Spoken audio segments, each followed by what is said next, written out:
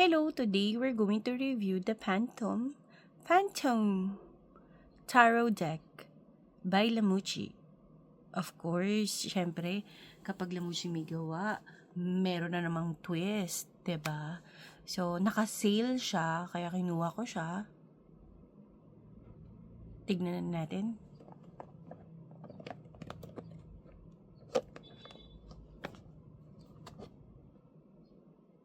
Ganyan lang siya. Sobrang simple. Pinuksan mo, ganyan yung guidebook. Yung guidebook niya, simple lang, ganyan lang. May spread. Tapos, may upright and reverse meaning. Tapos, yung meaning ng tarot. So, ganun lang siya kasimple. Tsaka manipis lang siya. Parang ano lang siya. Ini-stapler lang. 'Di ba? Sobrang simple lang ng guidebook niya. Tingnan na natin yung deck.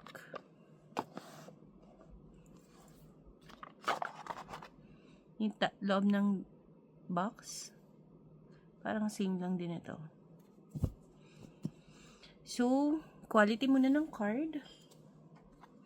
Quality of card, okay siya. Hindi siya manipis, hindi rin siya makapal. Well, parang medyo manipis, pero mukhang matibay naman. Kasi plastic siya. Hindi siya, parang kahit mabasa to, pwede to eh. Plastic. Ayan o. Plastic siya na card. Tingnan natin o. Reverse and upright. Okay. Hindi siya halata. Reverse and upright. Ito yung reverse, ito yung upright. Ayan. So, this is 80, no? May dalawang extra card siya, which is the artist and the reader. Yan yung extra card niya. Sa kapal niya, okay naman siya. Size niya is standard tarot size. Yung kapal niya, ganyan lang siya. Hindi siya ganun kakapal. Hindi rin siya ganun kanipis. Tama lang. Okay. So, flip through na tayo. Tingnan na natin kung anong itsura. Then mamaya, pakikita ko sa inyo ano na naman yung kanyang pakulo. Lalagay ko siya dito sa gilid. Maglalagay muna ako ng background music.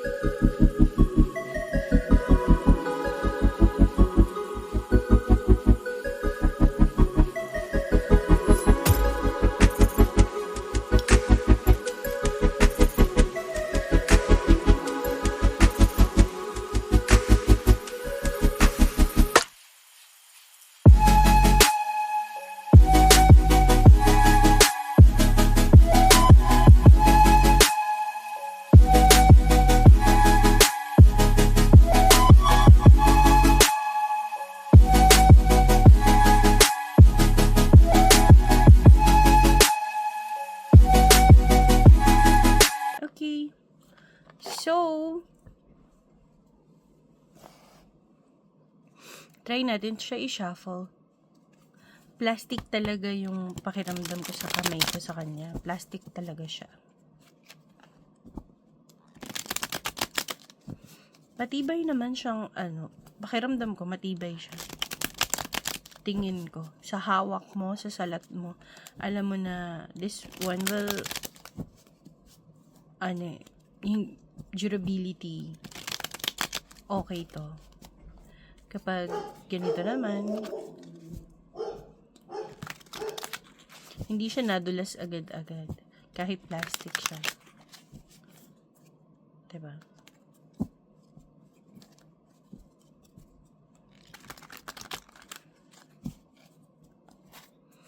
And then, ganyan.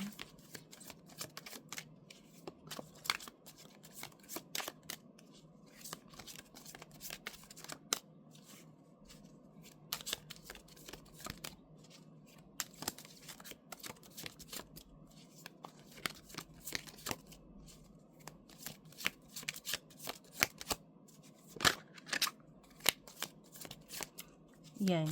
Hindi siya madulas na plastic. Okay siya. I love this. So, ngayon, tignan natin kung ano yung pakulo niya. Excited na ba? Tignan natin. This one. Lagay tayo ng isa. Then, dito sa instructions niya, meron siyang QR code. Ito yung inyong i-scan para makuha niyo yung apps. So, inano ko na siya dito sa aking app, sa aking iPhone.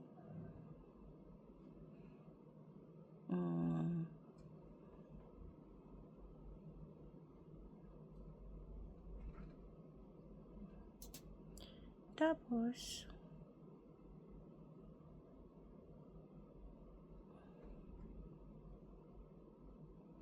ganyan. Di, ito siya. I-scan mo siya ngayon. So, tap here. Ayan.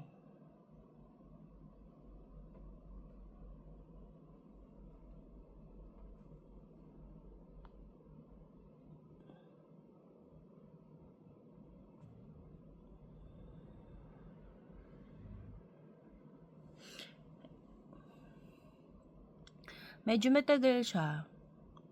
Ayan.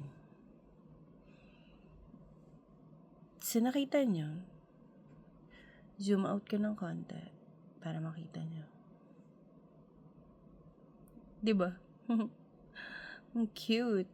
Kumikinang yung mga wands. So, ngayon, kung gusto mo malaman yung meaning, kiklik mo lang to.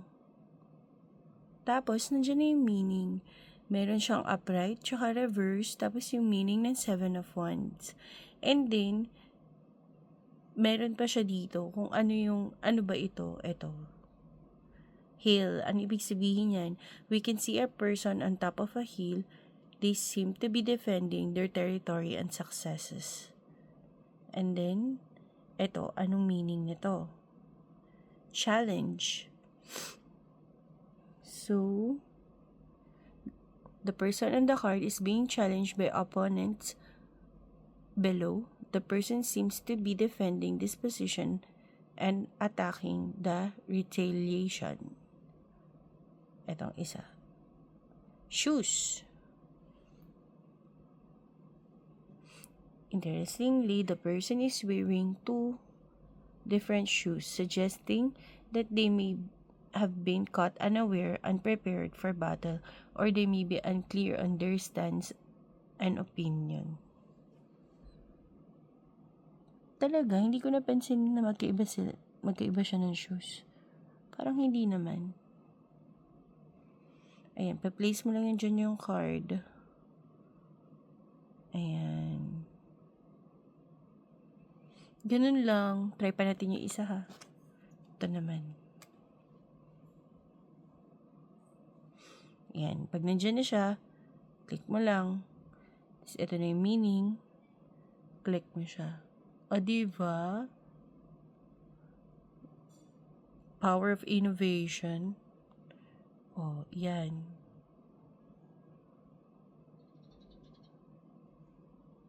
Cute. No distraction background, ganyan. Ganun lang. So, 'di ba? Ang unique niya. It's so unique kaya binili ko 'to para i-review at i-check kung worth it ba? Yes, worth it naman. Worth it naman sa price niya. At saka maganda naman yung quality ng card. Kahit medyo, parang ngayon lang ako nagkaroon ng ganitong klaseng card na medyo na plastic. Plastic kasi talaga siya. Ayun.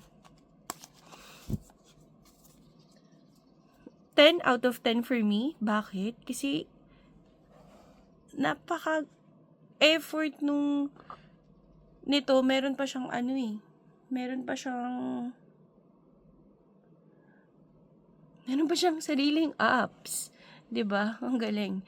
May apps siya na mababasa mo yung meaning, reverse, or upright. So, ang galing. Pwede siya sa beginners. Tapos yung itsura niya, makaka-resonate ka din. So, I love it. 10 out of 10. I love these cards, this tarot deck. Yun. So, if you have any tarot, or oracle, or Lenormand in mind that you want me to review first, just let me know. Baka available na siya here. Unahin natin. If not, I'll try my best to find it. Okay? So, yeah, see you in my next video. Bye!